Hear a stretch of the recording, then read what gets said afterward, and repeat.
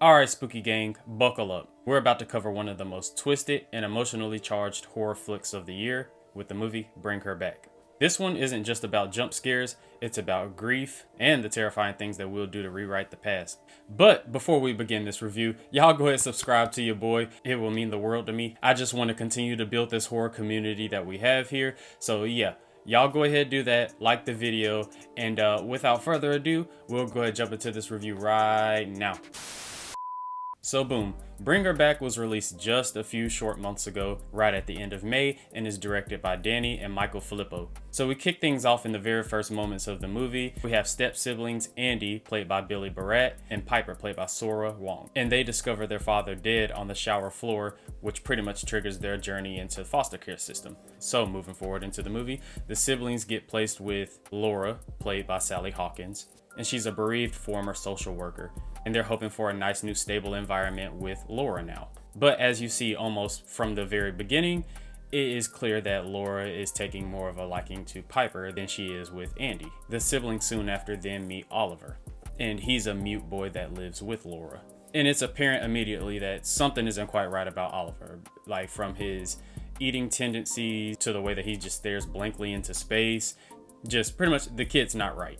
So as the movie progresses, we start to see more signs of occult activity around the property. Laura's entire property is circled with like painted boundaries, and you see that she secretly watches these VHS tapes of these really cryptic and demonic rituals. And as the movie progresses, we start to see more and more emotional manipulation and a lot of gaslighting. And a lot of that comes through Laura, who is really starting to plant little seeds and is doing everything in her power to subtly add some distrust between Andy and Piper. And this is all just a calculated move just to isolate Piper.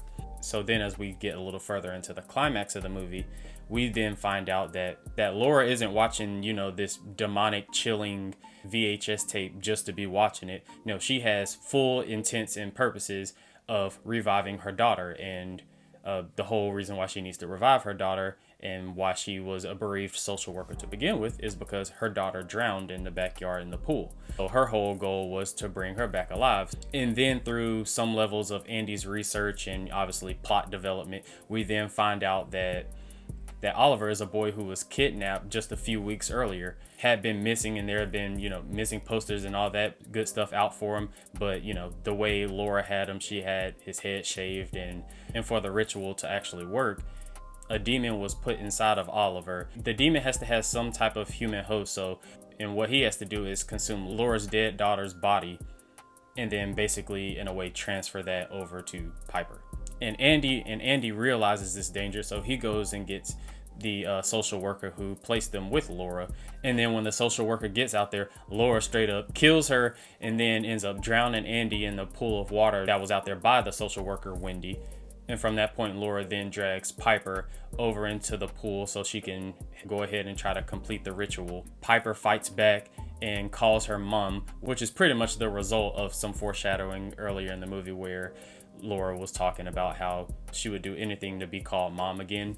And just from her doing that snaps Laura out of her little trance and, her ambition so hard just to do the soul transfer that Piper ends up getting away. The police end up arriving, and by the time that they get there and go into the backyard, they see that Laura is cradling her daughter's dead body in the pool. Oliver went outside the painted boundary that I was talking about, and when you're outside of that, that's when it sort of in a way releases the demon.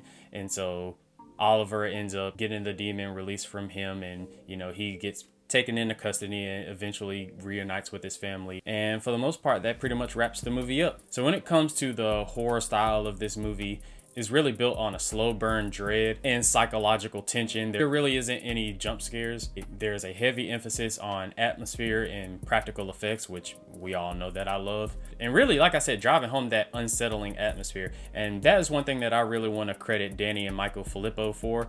And it's just really apparent that that's an innate ability that they have. When you look back at Talk to Me and some of the things that was happening to Mia and Riley, and then when you look at this movie and with Oliver and some of the things that he was doing and that knife scene. It's just like, God, it's just really gritty and really unsettling, and that's just something that they truly excel at, and that's something that I appreciate. And being completely honest, that's also why A24 is mopping the floor with Blumhouse and some of these other top horror movie production studios.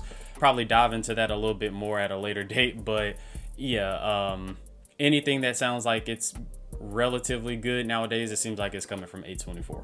But yeah, that is pretty much what this movie is about. It just really truly has emotional core along with that psychological tension and dread. And you have to put yourself in Laura's shoes and think about the grief that someone might feel from losing a loved one. And you know, a lot of people would do anything to get a certain loved one back. So that's pretty much what this movie is about. And I think that it did a very good job, very effective in what it was setting out to do, and certainly one of the better horror movies from this year.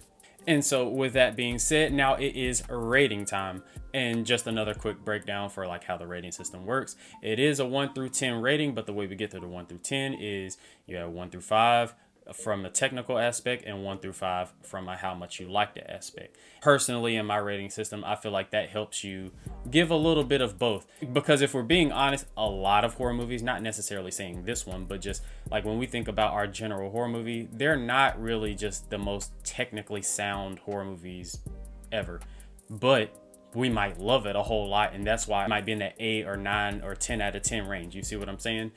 Like me, Smile 2. Is Smile 2 just the most perfect film where it nailed every single point and there's nothing wrong with it? No, but I love it about a 9 out of 10. So, you know, that's all that really matters at the end of the day. So, with that being said, when it comes to Bring Her Back, I would say Bring Her Back from a technical aspect is probably about a 3.5 out of 5. And then from a how much I liked it aspect, I would probably say roughly about another 3.5 out of 5, which puts this movie at a smooth and still a strong 7 out of 10. I think that is a very solid rating for this movie, and it kind of falls in line right with pretty much all of the other top horror movies from this year. So when you want to look at movies like Sinners, and you want to look at, me personally, Companion, and I also personally love Final Destination Bloodlines and stuff like that, I feel like it's right in line with all of those. 2025 has been good so far for the most part, but it hasn't been great. It seems like every movie outside of some stinkers like Fear Street, Prom Queen, and Wolfman, everything is about like anywhere between a 6 and a 7 for the most part. Some people might have something like Sinners in a higher regard or something like that, but yeah, they're all roughly in about the same boat to me. But that is all I have for y'all, Spooky Gang. Y'all comment down below what you thought of the movie Bring Her Back, and where so far does it rank on your list of the horror movies for 2025 so far. As I mentioned in the intro, y'all go ahead and subscribe to the kid. We are on the road to 10K subs, and that goal ain't gonna stop until we hit it, and we're gonna keep grinding. And Spooky Gang, I appreciate y'all holding it down for your boy.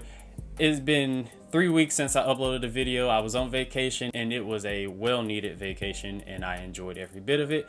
But your boy is back, and the video is gonna be coming out hot. So until next time, Spooky Gang, y'all stay blessed and y'all stay spooky.